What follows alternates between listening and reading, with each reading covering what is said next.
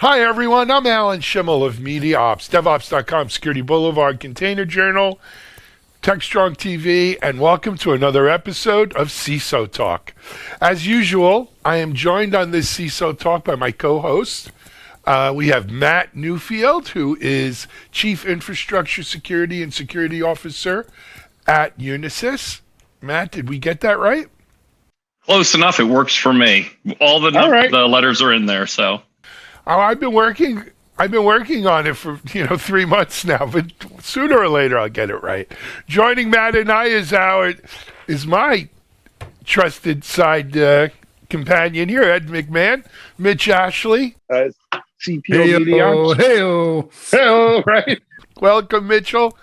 And then joining us as our guest for this episode, we're happy to have Miranda Ritchie coming back. Miranda, welcome. Thanks for having me back again. Miranda, why don't you just let people give people a little background on who you are and what you're doing? Sure. I run global managed detection and response at IBM Security. So I know our topic today is response, which is near and dear to my heart. Excellent. And then joining us for the first time is it Jesse Carrillo-Hines? Jesse Carrillo with Hines. You got that rolling R's better than I could do, Jesse. But anyway, welcome and thank you. Why don't you give people a little bit of your background? Yeah, so I'm actually the SVP and Chief Information Officer with Hines, CIO, been with Hines over 25 years. Ex-programmer, which I guess what makes me dangerous on the cyberspace. But now I'm a CIO, but I'm also very active in the CISO and cybersecurity groups and forums here in the Houston market. And it's just very active in cyber in general. And so I'm actually the official CISO for Hines as a CIO also. So it's Jesse Carrillo. Yep. That's as close as I get to that R. Yeah, Carrillo. Carrillo. And Hines is a global commercial real estate firm, office buildings, and the rest of them. So I can speak to some of the interesting challenges around real estate. Thank you so much, and thanks for joining us. So, a lot of us out here have heard the old saying of an ounce of prevention's worth a pound of cure. But sometimes all of the prevention in the world doesn't make you ready for the cure. In the security world, we've spent a lot of time on prevention, knowing full well that there's nothing is 100% bulletproof or anything else. Matt, you have a nice analogy about cars. Why don't you kick this off for us? Sure. So obviously it's an honor to be with you all today. And thank you so much for taking the time, and to our audience as well. So, as Alan's saying, we spend a lot of time trying to stop bad things from happening. And I think a lot of organizations forget it's more around the response. And the analogy Alan's talking about is, if we had to build a car, this team had to build a car that never got into an accident, hard stop, ever. We are going to prevent accidents. Is that possible? And we see people trying that, but it hasn't worked so far. And those organizations that tried, we've even heard about people dying in that attempt. And the analogy continues to say, instead of worrying about a car that will never get into an accident, let's change our mindset to a car that when it gets into an accident, everybody walks away, everybody lives. And I think that shift has been in the car industry: airbags, seat belts, side airbag curtains, anti-lock brakes. And you can start seeing these responsive technologies instead of the prevention technologies. And today we're going to talk a little about that with our two great guests, of how do you do that in the world of cyber? Absolutely. And then, I'd love to build a car that wouldn't get in an accident, maybe when it's full autonomous driving. You can build a car, you just can't drive it. So, you can build a car in the garage all day long. Storage. It's funny. I got to be honest with you, Jesse. I would agree with you, except the worst accident one of my cars has ever been in, I was not in at the time. I was sitting in my office. It was down in the parking area, and someone literally totaled it while it was sitting there. So doesn't even work all the time when it's sitting in a parking lot. There you go. Interesting. But guys, seriously, I remember being at an RSA conference probably 10 years ago. And it was the first time that I heard people really voicing the opinion that, hey, we spend way too much time in security on prevention and we spend no time on response.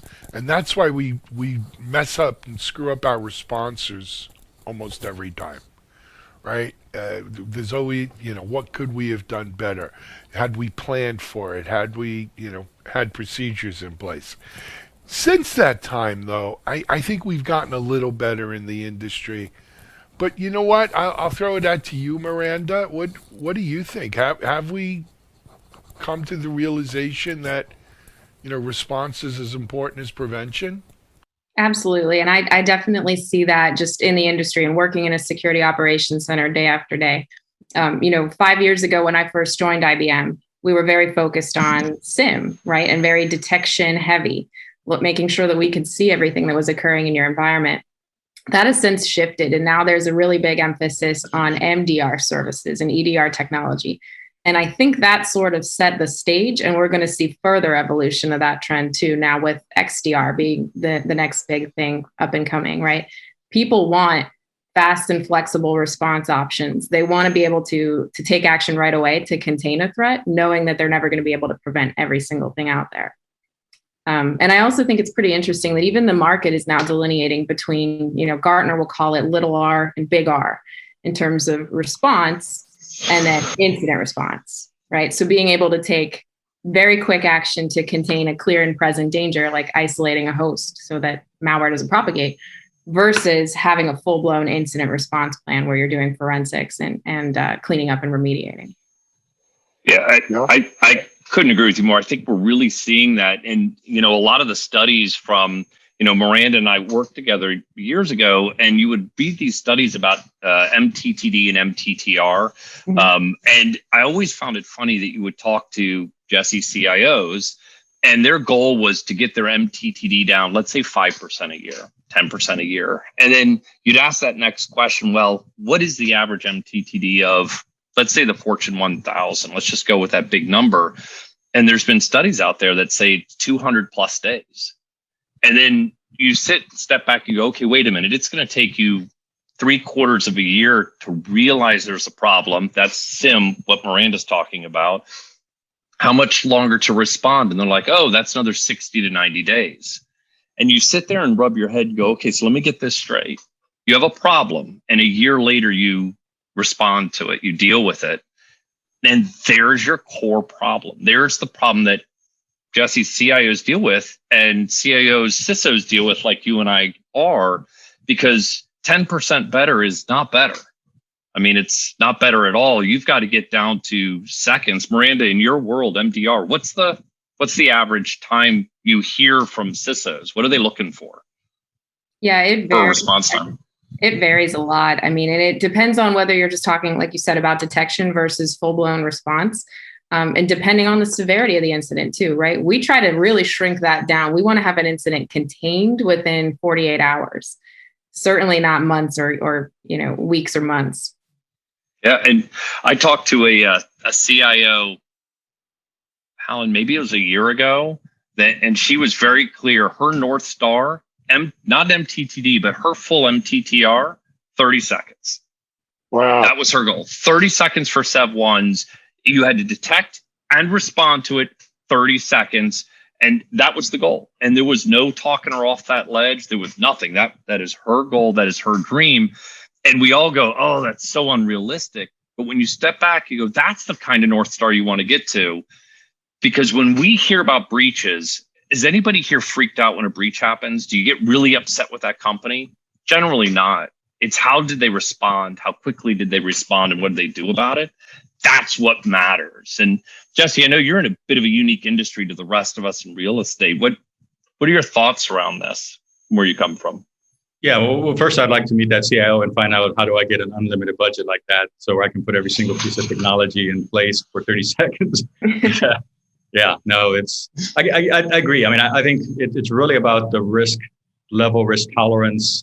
What are we willing to live with a little bit? And every organization, every CIO has to be able to live with risk.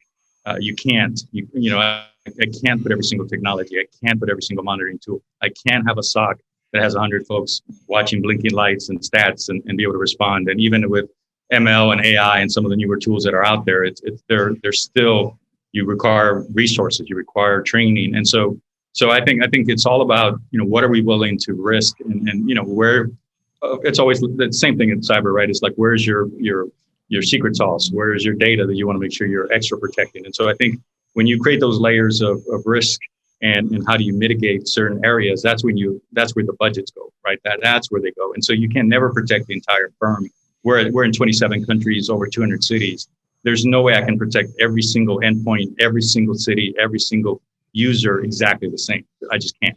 And so how do you identify those more riskier areas and be willing to lose something? Going back to the topic at hand, be willing to get affected, but knowing that you have a response in place, right? And because you are going to get hit, and we know you're going to get it. We always used to joke in conferences, it's not a matter of if, it's a matter of when, right? And it's reality. I mean, we're all going to get hit. We all deal with little bits of attacks, big attacks, ransomware, and so it is about the response and having your team have that mindset. So I love the analogy of the car. Figure out how to make the driver or the passenger live versus not get into the accident. Figure out how to segment your network. And a lot of us, especially at the CIO level, we push our team members, make it easy on employee, make sure it's a good experience, make sure that they can work from home or work from an office. I'm in real estate. But at the same time, they're pushing back. CISOs like you are pushing back and saying, well, but if I make it too easy, it makes it easier for the hackers also, right? And so I think it's how do you find that sweet spot that the employees still can get to their resources and still protect, but at the end of the day, they're still going to get in. So I look forward to further conversation because it is around how do you respond. I think it's also, Jesse, some really good points. It's also the fact that we're not only in a single field of play, not just geographically, but I literally just got off of a panel webinar talking about software supply chain integrity and security, and grappling with issues of how do you get enough security tools and how do you teach a developer? Do you teach developers? How much automation do you do? Going back to the fundamentals of just knowing what you have, we would say the same thing in a network security world. And so we as security professionals are, and that's a good example, right? With your multiple letters in your title, right? You're more than just a security professional. Same with you, Jesse, and with Miranda. It's not just the network. It's not just the outer shell, wherever that's all the way down to the host anymore. It's the entire stack of everything, right? That we ultimately have to respond to if there's an incident. That right there tells you there are things you are not going to know. There are things you're going to have some connection to and some understanding. There are things you're going to have better management of, but you've got to have a process to sort of be able to step across any of those gaps when, not if, something happens. Well, and Mitch, I'll add to that is in real estate, as other companies, we have two sets of networks, right? We have the corporate network, the global network, the run your business network, but just this is harder, even harder is the building network, right? Mm-hmm. Every building has a building management system, controls the digital, the HVAC, there's an entire separate network that is really operational technology, OT versus IT. And so that infrastructure is even harder because you're talking about 20, 25-year-old technology, SCADA, all that. And so to me, that's the scarier part for a CIO from a real estate firm is less around the corporate network because we can segment, we have great tools, but how do you protect that one building and that one dangerous country where hackers are going after everything in that space? And so those are the ones that, when people say what keeps you up at night or doesn't let you sleep comfortably, those are the ones that are riskier for folks in real estate. And again, we have a lot of consortiums and a lot of team members all tackling the built environment because of the building networks. When you're acquiring those left and right, and those are built out by many, many people, you not only have one of everything, you probably have 25 of everything. Yeah. And those are the kinds that, you can do your best to plan for and to try to prevent something from occurring. But I think Colonial Pipeline is a great example, right? Similar environment, right? Separate OT technology. They probably assumed it was not really internet connected. And they're in this now position where they had to pay a ransom because they didn't have a good backup plan. But, backups were stored off site and a good incident response plan to get them operational quickly. Yep. Yeah. They paid the ransom. I'm sorry. Go ahead, Jesse. No. No, I want to hear what you have to say. You're the guest. No. No, So that was- all I was going to say about the Colonial Pipeline and a lot of the others is there's the collateral damage piece of it that is also very key here when it comes to response. We tend in cyber to talk a lot about being targeted and how do I respond to being targeted. And, you, Jesse and Miranda, and actually Mitch, you all said it, but we forget about that human element of it as well. And, a lot of the problems we have, that shell is useless because it's the employee that accidentally clicked the link. It's the employee that may have circumvented for the best of reasons. You talk about, Jesse, you can't be too stringent. You can't be not stringent enough, but you have to be frictionless. As my oldest son would prove to you in my own household, where as a cyber person, I have a ton of controls in place, he would always find ways around them, always. And it was brutal for me. And I realized that it's more of a culture because I could put a billion things in place. That just means they are more apt to find ways around it and not tell you. You're training compared to him. that friction. That's why he's majoring in cybersecurity. I'm very proud. He's majoring in cyber, and he's got another major in psychology. I couldn't be more proud of him. But it's taking those kinds of concepts and putting them in place that I think are really important on the response. And I want to switch it slightly to something I know Alan and Mitch take dearly. It's training. And I think that's the other piece of it is a lot of executives, and I'll pick on even executives, Jesse, like you and I, when it comes to the CIOs, CISOs, we don't practice enough. We think we have a nice binder. It's got an IR. Miranda deals with this from all the time. I know she does, where you got a nice binder and you're like, look, I have an IR program and I'm going to put it over here and I'll see you in a year because every year our policy says update it and go away. Brush it off, bring it out. I And think, then the world falls apart. I think it's really fascinating that your son is majoring in both psych and computer security, because this is not to harp on IBM too much, but this was the whole concept behind the cyber range. And I've been up there a number of times, and it is interesting to me when you don't put your IR plan on a binder and on a shelf and shove it away and it gets dusty, and you're actually forced to use it, the cortisol spike is real. When the lights turn red and the malware drops and you see that encrypted sign, your blood pressure is going to spike no matter how prepared you are. That's right. And I always, the funnier one I've done in the past is we had hired a company and it was GNN, right? So, that joke. And in the middle of a tabletop, we stopped everybody and turned the television on in the conference room and played this GNN. And it said, hey, it got a reporter there. And it was watermarked 6 ways to Sunday that this is not real. But it was like, breaking news, the company that I was doing this for has been hacked and has caused this damage. And, we're looking to get in touch. We've contacted their CEO and blah, blah, blah, blah, blah. And we hit pause and turn around and look at everybody and ash it, right? You get this look because if you don't practice and know what to do, and, you turn around and look at a CEO or a CIO or a CISO and go, now what?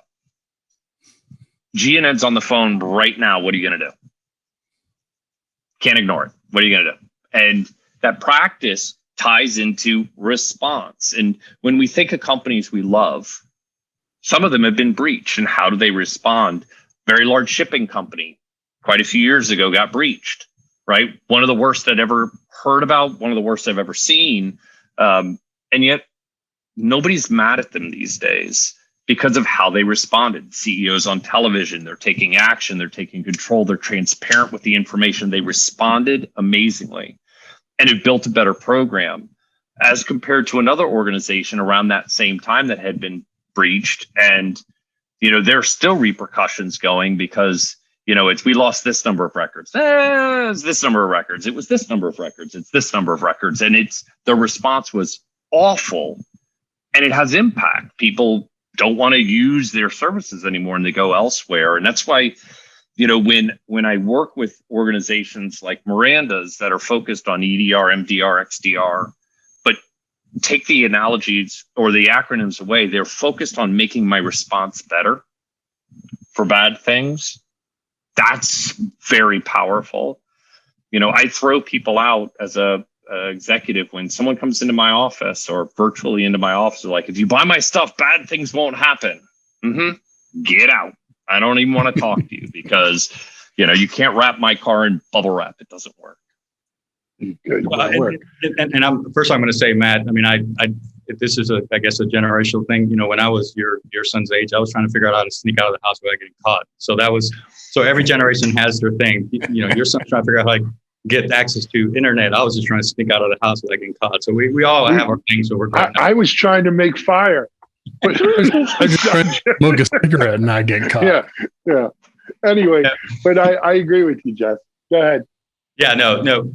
Absolutely. I think, we call ours our written information security program, right? And it's the same thing. I mean, every year it gets updated. I love when it gets updated and I participate in that update, but it's the same conversation I have with my team that I used to have, back in the disaster recovery business continuity conversation, right? Okay, what happens if the system goes down? Forget about cybersecurity.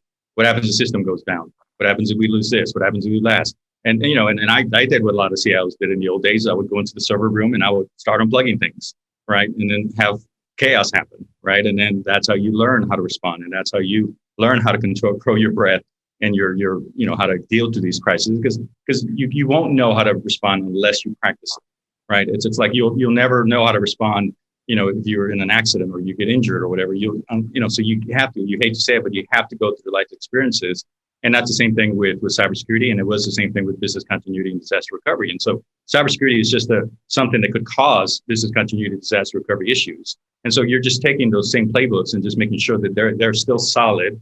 It's just now you're a cyber incident versus some user, messed up a server somewhere or unplugged the network somewhere. So I think if you have a strong foundation, I agree 100%, tabletop, cyber ranges, all that is important, because it's really around how do you take the human in you and really learn how to react and how to respond, because you can have all the checklists and ours has an amazing checklist, and it's, did you check this? But it's just like getting lost in the old days without GPS. You got to figure out how to get back on the road. Same thing here. You could have the best checklist ever, but all of a sudden this is different. Now what do you do? So there's no checklist item. So you have to be able to very quickly respond. And so again, there's nothing like practice, nothing like going through it, nothing like sweating a few times that'll make you more prepared. And that's what we try to do as much as we can. I think we've worth the investment. I think we've hit the era of maybe challenge a little bit of what you said, Matt, of we don't really pay that much attention to maybe we do as professionals. Most people don't pay that much attention to who does it well or maybe kind of okay. It's the people who didn't know it for, 2 years or whatever number of 200 days, didn't do anything about it for whatever X period of time, didn't disclose it, openly, or at least in a way that was, kind of informing people what's happening and let them know what they've done and what's happened and what they've done about it. It's just, you don't want to be those people. That's sort of the worst. And all these other measures that you take are the things, because it happens every day. It happens to there's only two kinds of companies, those that have been attacked and those just haven't told you they've been attacked, right? It just happens. And so these are things now we may not get a lot of credit for, but we do by doing a really good job when something does happen, because it does. That's right. And to do a good job, you have to practice. It's like any sport. I agree. Miranda, you brought up 3 acronyms at the beginning that, we always try to help educate the audience. And you brought up EDR, MDR, XDR, right? And as sort of this evolution.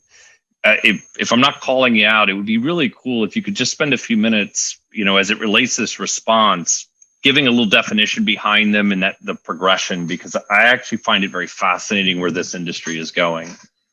Sure. Yeah. So EDR is kind of a technology that sits on every endpoint, right? Endpoint detection and response. And it's, it operates like a mini SIM in the sense that it's looking at all the events that are occurring on that endpoint and then giving the analyst the ability to respond to them. So typical response actions might be, blocking a process from executing, banning a hash on that endpoint or on the network, and isolating a host from the network if you think there's a risk of malware propagating, for example. MDR being obviously the managed services component of that. And then where XDR comes into play, it's extended detection and response. It's capitalizing on the success that we saw with EDR and MDR services and going beyond just the endpoint. So to give you another analogy, identity. Maybe you're incorporating your identity telemetry into your XDR program or tool. And do you have the ability to now maybe force a password reset or force a two-factor authentication login instead of isolating that host? It's a little bit less invasive, but still kind of accomplishes a similar goal. Yeah, it's that extra telemetry around XDR that I find so fascinating, because you're right, we were really limited in what we could do as a response capability. But by extending it, you could also, through APIs and other mechanisms, you can start to imagine if this happens on an endpoint, forget it going back into a SIM, I need this thing to happen over here. Simple as a ticket creation, an account being disabled, of forcing a password. There's so many things you can do. And the reason I bring up XDR in the response conversation as a concept, as you're thinking through it, is, Jesse, we were talking about that 30-second horizon. You're never going to get there, even close to there, without automation. And you have to start thinking about automation in our response. And I'll throw an example out just to get your all's opinion. So I'm a big believer in the cyber kill chain. I love the cyber kill chain. I didn't write the cyber kill chain. I had nothing to do with it, but I believe in it. And one of the things that they talk about is in every attack, reconnaissance happens, which makes sense, right? I mean, if you infect a machine, you're not going after a laptop. You're going after the network the laptop's on, so you're going to do a scan. Well, then you ask yourself a very simple question. How many assets, Jesse, in your organization, and I'm talking laptops, desktops, and even servers, are authorized to perform network recon? And most people, if they sit back and think about it, will go 0. I have a dedicated VMS environment that does that, so 0. Then you go, well, how many user accounts are authorized to initiate network recon? And if you sit back and think about it, you go, well, 0. Right? There should be none, other than some very specialized service accounts or maybe 2 administrative accounts or something of that nature, but it's going to be close to 0. So then, Miranda, in your world, I think you would agree with this. Why do so many corporations tune out network recon? They tune it out of their SIM because it's noisy. And it makes you step back. If you're going to go down an XDR path, if you're going to go down an automation path, the one little thing I just threw out there, which is the number one thing that happens in every breach, you could automate through an XDR program and say, if my laptop performs network reconnaissance, it's not authorized to do so, we're going to isolate it. Pop, we're going to disable a user account. Pop. Didn't stop the breach, stopped it from being a newsworthy event, stopped you from getting in the news. And it took the accident, which is me clicking on a link most likely, or falling for a fish, from becoming this world-ending, propagating mess inside of your organization. So the question then to you all is, why aren't people grabbing onto this and moving forward? Why is there so much resistance in the market to doing things like that? I mean, even XDR, there's mass resistance to it. Why? There's always, I mean, look, I'll give you my experience, and Mitchell was here with me for this, right? We had started a company called Still Secure, and our product, this was at the cusp of IDS to IPS, right? Intrusion detection to intrusion prevention. In my mind, 85% of the malicious traffic that we were seeing inline in an IDS was garden variety, obvious crap that very easily we could filter out like this. And I thought, man, I met with our board of directors. What's the sales model? Sales model. This thing sells itself, right? It's a $6,500 box, and people, we're gonna stop attacks in their tracks. Well, Mitchell will tell you this, right? No one wanted to do that. Even when we went to our customers who claimed to be happy and were using these boxes for months, if not years, they didn't have active blocking on. And you'd ask them, why don't you have it? You don't have to turn on every attack is blocked, but why not like the stupid ones, right? That are obvious. I can't take that chance. What happens if it blocks the CEO's email because he happens to be a porn hound, or something like that. Or what happens if something legitimate gets blocked? I can't afford that. A problem in security is we have always taken the least common denominator, or the lowest bar, right? We can't afford any bad thing to happen to anything good to prevent anything bad happening to everything good. And it's a backwards approach when you think about it, right? But nevertheless, there's always been tremendous pushback on automation and security. It's gotten better than it was in. This is going back to 2002, 2001. It's gotten better, but it's still there. It's still there. Yeah, I see it a lot too. Oh, sorry. I was going to say, as a security services provider, right, and working with CISOs like yourself, Matt, or CIOs like yourself, Jesse, I think the psychology component comes into it again a little bit, because I have to not only do what's best to secure my clients, I have to kind of give them that psychological, comfort blanket, if you will. And even with clients that are subscribing to MDR, XDR services, we'll push them to do a bake-in period. Maybe you're not comfortable authorizing me to take response actions right away for the first 3 months while you get comfortable with, our recommendations. And we'll revisit it after a couple months and make sure we're nudging you in that direction to automate and to protect you better. Yeah, no, 100%. And, Matt, that's what and Alan and Miranda, that's what I was talking about earlier, the experience of the user, right? And so again, yes, we're the CEO or someone's always going to say, well, I need this important call. What happens if my computer goes down? I could lose a big deal, and I lost revenue, right? And so it's not worth it. Mm-hmm. And so we're always asking, well, can you put it on preview mode or monitor mode and not actually do anything? And then we can see what it would have done. But then you look at it and go, well, it would have done that. But then I got to go figure out, okay, if it did that, which 8 systems could have broken? If it did that, which 4 cloud systems could have broken? And then you spend all your time, and then that's 1 out of 100 that could have happened, right? And so I think it's really not that. I don't think will work for me. It's like you can show me all the previews you want, but then I still have to go figure out what that each one of those incidents would have done in that chain of software and applications and business processes. It's just a mindset shift. I think going back to the original topic of today is just accept you're going to get hit. Let's just start educating our leadership of you're going to get hit. We have to put these things in place. We have to turn some of these things on automatically if we're really going to protect what I call the secret sauce. Right now, let's figure out how do we put other belt and suspenders around your business processes or your phone calls, or how do we create more redundancy? Maybe create a virtual desktops, that automatically right. get us into you, so that you have a working computer while we're shutting down your computer. So those are the kind of things that I think we need to be doing more of, so that they start looking at it as yeah, you are looking out for my best interest, because you don't want to mess up my business process. You don't want to have me lose a big deal, but yet you're taking care of the cyber area. And so I think those are all things that I think we just need to start educating more and less around, let me show you all the tools that I'm putting in place to try to protect us. Let's just say we've done enough is good enough. We're always going to be monitoring. We're always going to be looking at our tabletops, but that's good enough. Now let's focus on this piece of how do we make sure that we're able to respond. We have, communications plans. We know how to get out to the media. We know how to do all that because we want to be transparent if we ever get breached. Fortunately, knock on wood, we haven't, but we're ready for it. At least we think we're ready. At least our tabletops tell us, right? But I think it's just changing the conversation with leadership. We've focused CIOs and CISOs for so long is all the tools I can put in place to protect us. I totally agree with this panel. Is how do we change that conversation with our leadership?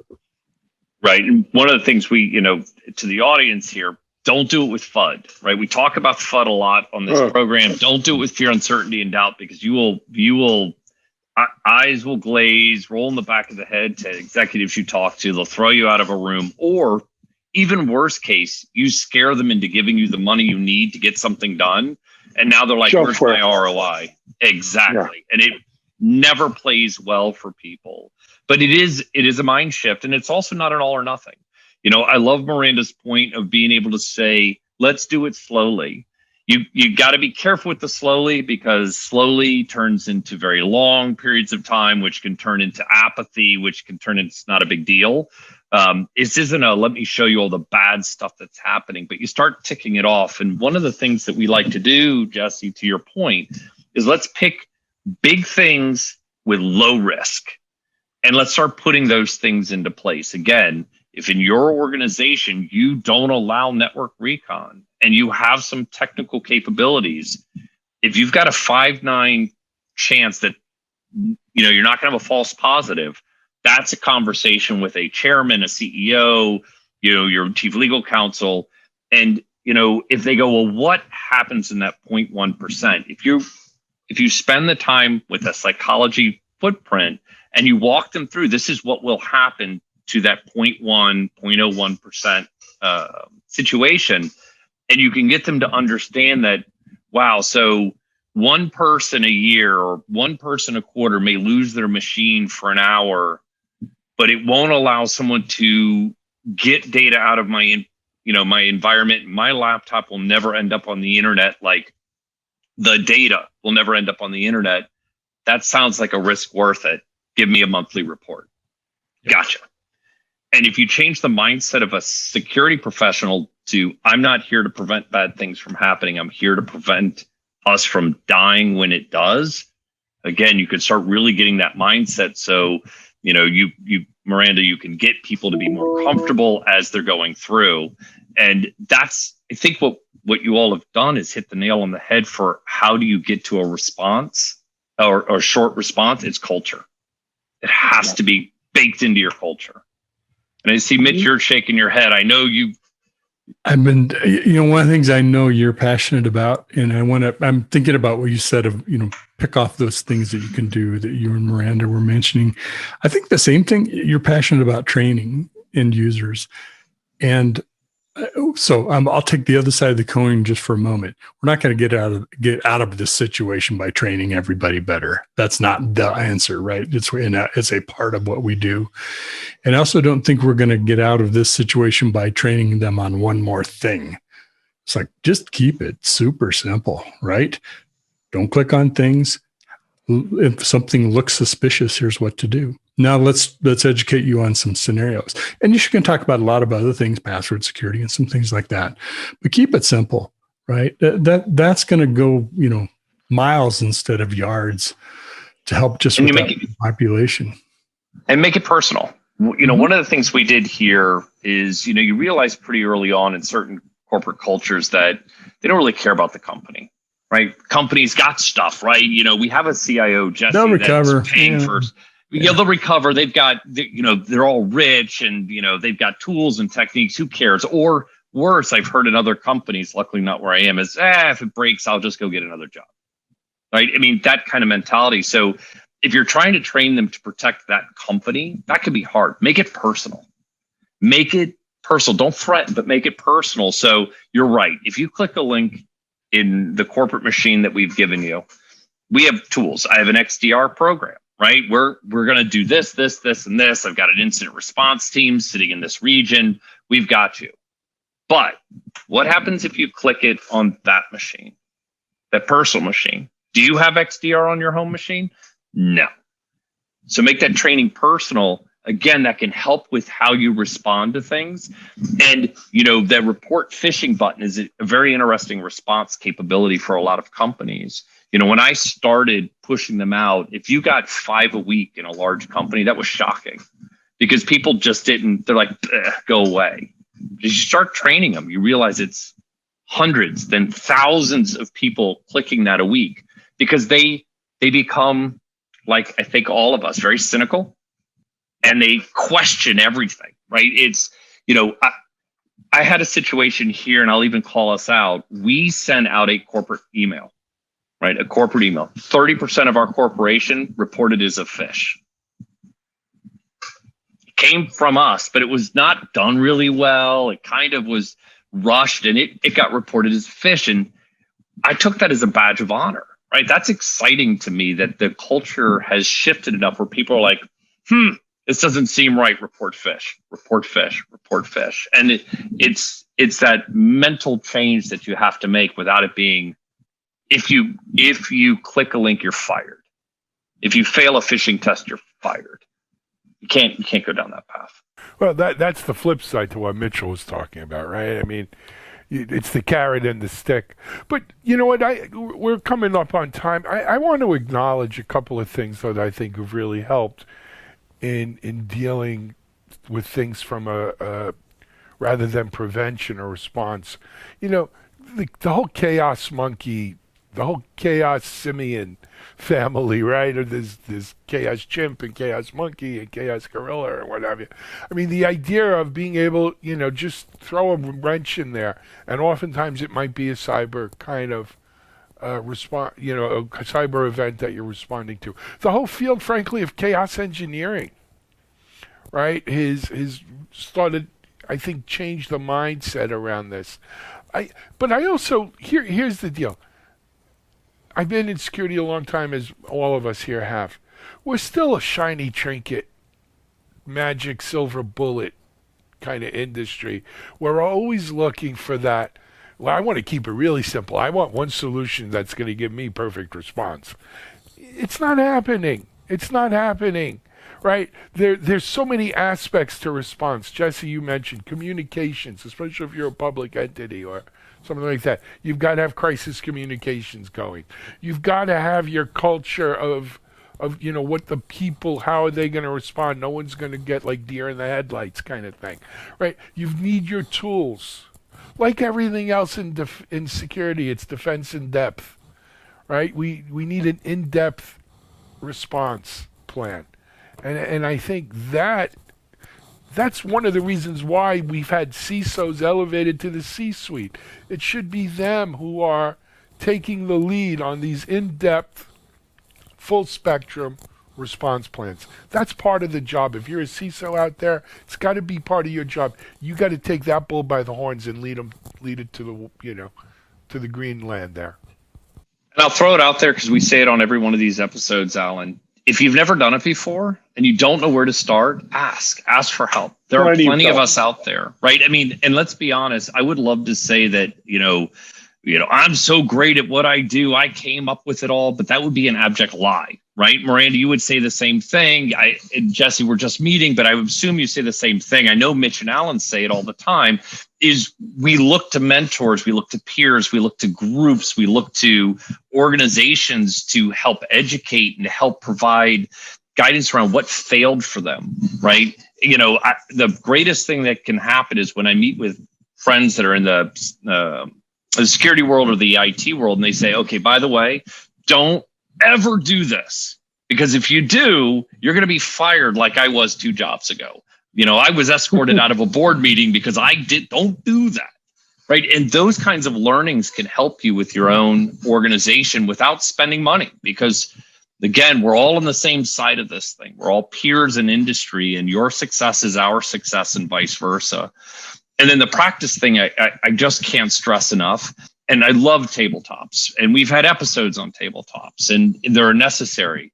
But if you have an opportunity to do a live range simulation, do it, because there's a big difference between us all sitting here going and looking at a piece of paper going, okay, red light turned on this thing, or you got a phone call and it's going to be like this, give me money, as compared to being in the room and that happens. It just changes the nature of things when someone drags you in front of a news camera, and it's all staged, and says, all right, Mr. and Mrs. CEO, Mr. and Mrs. CISO, here are your questions. We're live. It changes 3, 2, things 1. So that 3, 2, Al, like you do on this show. 3, 2, 1, let's go. How you react and respond is the difference between a career limiting move and a heroic move in a bad situation. Yep. Miranda, Jesse, I'm going to give you two the last word if it's okay. Which one? Who wants to go first, Jesse or Miranda? Miranda, go ahead. I think you hit the nail on the head. I think between crisis communications, it has to be in your incident response plan, planning for the worst, drilling your employees, making it part of your culture. Cyber drills, just like you have fire drills. Do it once a month. Test your employees. I think that's the takeaway. Jesse, we'll give you the last word. 100% agree. I think the only thing I would add there is, and again, Matt, Miranda, just meeting you, but very impressed with you guys. you guys think like business leaders. Don't always just think like technologists. And I would say to every CISO out there and every cybersecurity, it's not black and white. And so you have to evolve. You have to be having those conversations with leadership, educating leadership. It's not all or nothing. It doesn't turn it all off or turn it all on. There is a middle ground. And so work with your leadership to find that balance on the risk spectrum. And I think if you do that, you'll get funding, you'll get support, and I think you can really protect. And the best thing can happen, Matt, that you described is what's happened to here. We're spending more time on trying to figure out how to craft emails so that people don't block them as spam when they're legitimate, which is a great culture to have. We're working harder to make sure they don't block our own personal or emails that are real, because that means we're doing a good job of making people aware of the fact that they're out there. Agreed. Thank you. Fantastic. Guys, we're over time, but we're done. Miranda, Jesse, thank you so much for joining us. I invite you both back anytime you'd like to come on CISO Talk and chat. Mitchell, Matt, as usual, what a great job you guys do. Make me look good. For our audience, thanks for joining us. This is CISO Talk. We'll be back in 2 weeks. 1 week off, 1 week on, with another great CISO Talk, and we'll see you then.